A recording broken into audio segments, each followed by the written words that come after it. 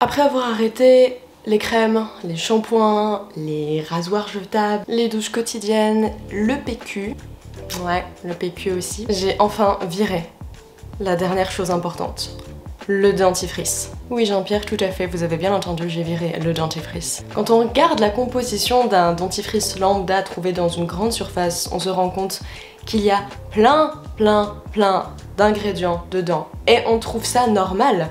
Sauf que ces ingrédients, la plupart, nous ne les connaissons absolument pas si nous n'avons pas fait un minimum d'études dans le domaine scientifique.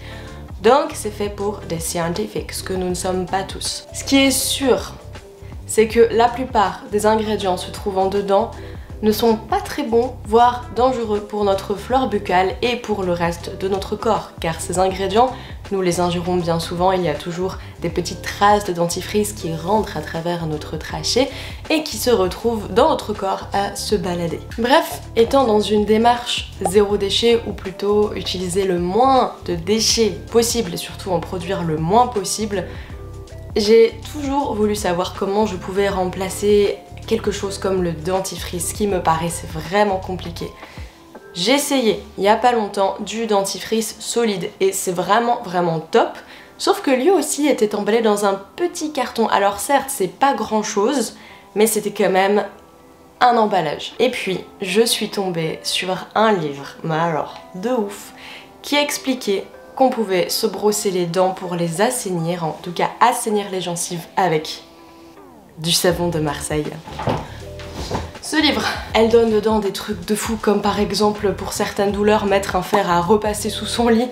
Oui, ça existe et ça fonctionne certainement à cause du matériau qui est le fer, mais il y a des trucs de ouf. Ce qui est super, c'est que le savon de Marseille, bien sûr acheté naturel, le savon de Marseille est normalement composé, on va le faire bien, d'huile végétale, de sel marin, d'eau et de soude. 4 ingrédients, s'il y en a plus ça peut être peut-être pour parfumer ou je ne sais pas quoi, mais normalement vous ne devriez pas avoir d'autres ingrédients à part cela. Donc c'est très simple, comment utiliser du dentifrice? Alors déjà on prend son savon de Marseille qui est déjà bien entamé, sa brosse à dents compostable faite en bois et avec des fibres naturelles, on prend un peu d'eau que j'ai laissé exprès, pas du tout en fait c'est juste que je l'ai pas nettoyé, là-dedans, on frotte son savon.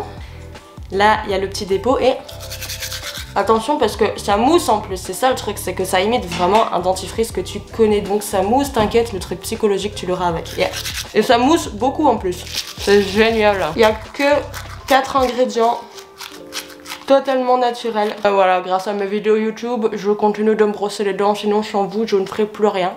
Je vais le reposer et je reviens pour vous expliquer des choses intéressantes sur les autres dentifrices. Ce sont des petites choses qu'on utilise quotidiennement. Puis on va bien, sauf que avec une hygiène de vie où il y a peut-être pas une très bonne alimentation, peut-être pas du tout d'activité physique, plein de choses en fait qui font que bah c'est pas top, rajouter ces poisons par-dessus, ça peut être la goutte de trop. Donc on va essayer d'enlever dans son environnement, dans son hygiène de vie, dans ses produits, en commençant par la salle de bain parce que ce sont des choses qui pénètrent dans notre peau, donc dans notre sang, donc partout dans notre corps. On va enlever ces petites merdouilles qui se baladent un peu partout. Alors déjà ce que je vous invite à faire, bien sûr si vous voulez mais ça serait super cool, c'est d'aller prendre votre dentifrice, votre tube, donc vous pouvez mettre sur pause le temps d'aller le chercher. Ok, si vous l'avez maintenant, vous allez regarder la composition qu'il y a derrière et vous allez voir s'il y a ces ingrédients dedans. Alors la liste est exhaustive mais elle est beaucoup plus longue que celle que j'ai là. Je voulais juste vous donner 4 ingrédients qu'on retrouve très souvent dans la plupart des dentifrices qui ne sont pas sains du tout et vous dire pourquoi il faut absolument éviter les dentifrices qui en contiennent. Alors déjà le fluor qui est certainement présent dans un certain état naturel, mais en tout cas la concentration qu'il y a dans les dentifrices est beaucoup trop importante. Il faut savoir que le fluor, même si on nous a vanté combien de fois qu'il était bon pour notre hygiène buccale, ne l'est en fait pas du tout. Le fluor est un sous-produit de la fabrication de l'aluminium. Il est trouvé dans les poisons pour rats et les pesticides, c'est dégueulasse. Donc votre dentifrice en contient. Ensuite on a le triclosane ou triclosan, je ne sais pas comment on le prononce, qui est également un pesticide et qui est soupçonné de provoquer le cancer. Quand vous avez des soupçons, de toute façon, vous évitez parce que c'est pas... Le laureth sulfate de sodium. Il peut rester dans le corps durant 5 jours et endommage les organes, et il est également cancérigène. Et ensuite on a le diethylanolamine qui est cancérigène et qui perturbe les hormones, voilà. 4 ingrédients qu'il faut absolument éviter, mais encore une fois la liste est beaucoup plus longue. Donc oui, on peut trouver aussi une alternative zéro déchet et totalement naturelle au dentifrice. J'espère que ça vous incitera à essayer de frotter votre brosse à dents contre votre savon de Marseille naturel bien sûr. Achetez-le si possible dans un magasin bio et n'hésitez pas à checker la composition si elle est écrite sur l'étiquette. Ou sinon, au-delà d'un magasin bio, vous avez peut-être à côté de chez vous un magasin qui vend du savon de Marseille et qui est totalement transparent sur sa fabrication. D'ailleurs, s'ils ne le sont pas, généralement il faut éviter d'acheter, que ce soit pour un savon de Marseille ou quelque autre produit. Je vous remercie d'avoir regardé cette vidéo et j'espère que ça vous a intéressé.